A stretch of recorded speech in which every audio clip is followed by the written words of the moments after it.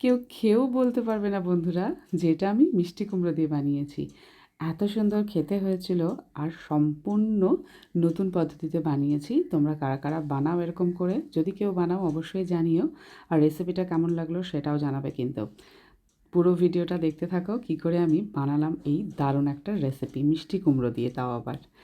তার জন্য দেখো মিষ্টি কুমড়ো নিয়ে নিয়েছি। মিষ্টি কুমড়োটা এত সুন্দর রং ছিল, পুরো পাকা। পাকা হলে তো খুব ভালো লাগে মিষ্টি কুমড়ো। মিষ্টি কুমড়োটাকে এবার ভালো করে কেটে নিলাম ঠিক এই রকম। এইবার গ্রেটার, সবার বাড়িতেই থাকে এখন গ্রেটার, সেটা দিয়ে গ্রেট করে নিচ্ছি আমি। তারপরে গ্রেট করে দেখো ঠিক এই রকম এতটা হয়েছে, একটা বাটিতে ঢেলে নিলাম। এবার আমি এখানে ময়দা দিয়েছি। তোমরা যদি মনে করো কর্নফ্লাওয়ার দেবে সেটাও দিতে পারো। তো আমি এক হাতাই ময়দা দিলাম, স্বাদের জন্য অবশ্যই নুন, আর একটাই কাঁচা লঙ্কা দিয়েছি, যেহেতু পরে কাঁচা লঙ্কা অ্যাড করব। বেশি ঝাল ভালো লাগে না আমার, ছেলে খাবে সেই জন্য। আর বেকিং পাউডার 1 চামচ মতো দিয়েছি। দিয়ে এটাকে ভালো করে মাখতে হবে। যদি মনে হয় জলের প্রয়োজন আছে, 2 থেকে 3 চামচ জল দিলেই যথেষ্ট। দিয়ে ভালো করে এটাকে মেখে নেবে। দেখো আমার একটু জলের প্রয়োজন হয়েছিল, এই যে আমি দেখো একটু 2 থেকে 3 চামচ জল দিলেই কিন্তু সুন্দরভাবে এটা রেডি হয়ে যাবে। ঠিক এইরকম একটু থকথকে ভাব থাকবে। এইবার একটা পাত্রে আমি সামান্য একটু সর্ষের তেল ব্রাশ করে নিলাম। তোমরা সাদা তেলও দিতে পারো। সর্ষের তেলটা ব্রাশ করে নেওয়ার পরে যে ব্যাটারটা আমি রেডি করলাম মিষ্টি কুমড়োর, সেইটা ঢেলে দেবো। এই দেখো, এটা ঢেলে দিলাম। ঢেলে দিয়ে কিন্তু চামচ দিয়ে ঠিক এই রকমভাবে একটা শেপ দিয়ে দেবে। মানে ঢেলে দিয়ে তো আর ওরকমভাবে চড়িয়ে দিলে হবে না। একটু পুরো পাতলাও না, মানে পুরো ইয়েও না, মোটামুটি একটা শেপ আমি দিয়ে দিচ্ছি। দেখো ঠিক এই রকম হয়েছে। চামচ দিয়ে কোনাগুলোকে এরকম তুলে ধরবে, ব্যাস রেডি হয়ে যাবে। এবার একটা পাত্রে স্ট্যান্ড দিয়ে জল তো বসিয়ে দিয়েছি আমি। যখনই জলটা গরম হয়ে যাবে থালাটা বসিয়ে দিলাম। এবার ঢেকে দিলাম।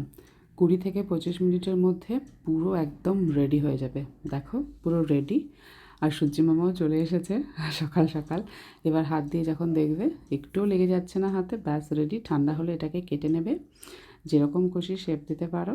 আমি যেরকম শেপটা দিয়েছি, অ্যাকচুয়ালি এরকম শেপটা আমার খুব ভালো লাগে, সেই জন্য। এটা তোমরা শুধু শুধুও খেতে পারো, আর কিছু করার দরকার নেই। যদি মনে হয় এরকম খাবে সেটাও খেতে পারো, সেটাও কিন্তু খেতে খুব হেলদি আর টেস্টিও কিন্তু হয়, খুব ভালো লাগে। এইবার আমি এটার একটা গ্রেভি বানাবো। তার জন্য প্যানের মধ্যে আমি সাদা তেল দিয়ে দিয়েছি। দেখো পেঁয়াজ, আদা, রসুন, কাঁচা লঙ্কা কেটে নিয়েছি, সবগুলো একসঙ্গে দিয়ে দিলাম। দিয়ে ভালো করে একটু নাড়াচাড়া করতে হবে। আর টমেটো সসটা একটু বেশি করেই দিলাম এখানে। টমেটো সস দিয়েছি, 1 চামচ মতো সয়া সস দিয়েছি। খুব সুন্দর লাগে আমার এরকম করে সস দিয়ে খেতে। আর 1 চামচ নুন, লাল লঙ্কার গুঁড়ো দিয়েছি একটু রঙের জন্য, ভালো লাগবে রঙ হলে। আর স্বাদের জন্য সামান্য একটু চিনিও দিয়েছি। দিয়ে সুন্দরভাবে এটাকে নাড়াচাড়া করার পরে একটু জল দিয়ে দিয়েছি। যেহেতু মিষ্টি কুমড়ো দেওয়ার পরে গ্রেভিটা টেনে নেবে না, সেই জন্য একটু জল দিলাম। এই দেখো সামান্যই জল দিয়েছি। জল দিয়ে যখন একটু সামান্য ফুটে যাবে তখনই মিষ্টি কুমড়োগুলো দিয়ে দিলাম। দিয়ে দিয়ে সুন্দরভাবে নাড়াচাড়া করলে ব্যাস রেডি হয়ে যাবে। এত সুন্দর খেতে লাগছিল, তোমরা অবশ্যই একবার ট্রাই করবে।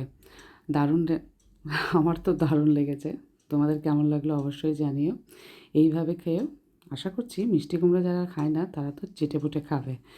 আর এই যে উপর থেকে ধনেপাতার কুচি ছড়িয়ে দেবে, ব্যাস সার্ভ করে নেবে। অসাধারণ একটা রেসিপি। আমার মনে হয়েছে তোমাদের সঙ্গে শেয়ার না করে ভালো লাগছিল না, তো তোমাদের সঙ্গে শেয়ার করে নিলাম। কতটা কালারফুল আর কতটা লোভনীয় হয়েছে বুঝতেই পারছো। অবশ্যই একবার ট্রাই করবে বন্ধুরা। সবাই খুব খুব খুব ভালো থেকো, আর আমার পাশে থেকো। আমার পাশে যারা যারা আছো সবাইকে অনেক অনেক ভালোবাসা। আমিও তোমাদের পাশে সব সময় আছি।